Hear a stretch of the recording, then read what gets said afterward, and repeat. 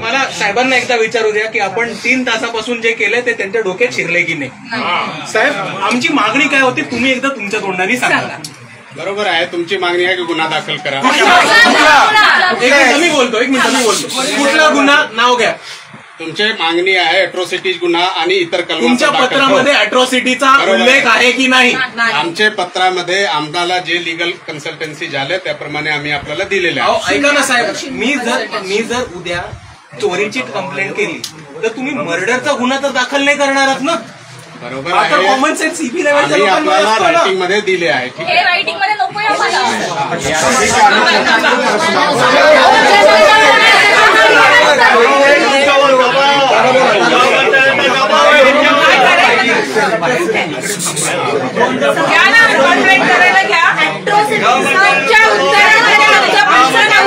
चर्चा करू द्या त्यानंतर। अहो तुम्ही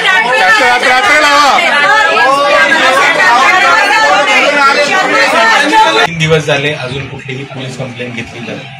आपल्या सर्वांना माहिती आहे की भारताच्या संविधानामध्ये सर्वात पहिले नमूद केले की अॅट्रॉसिटीची केस तिकडच्या तिकडे दाखल केली पाहिजे। त्याच्यावर पोलीस आम्हाला हे म्हणतात की पहिले चौकशी करून मग एफआयआर।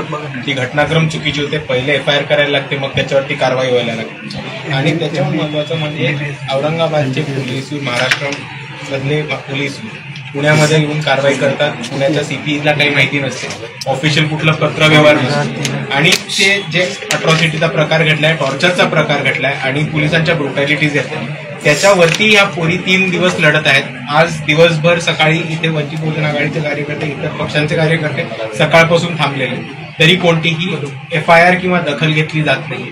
आणि हा पोलिसांचा एक प्रकारचा दबावशाही आणि दुसऱ्या बाजूला पोलिसांची दबावशाही केलेली जी होती त्याला वाचवण्याचं काम इकडचं सीपी ऑफिस करते ही वस्तुस्थिती।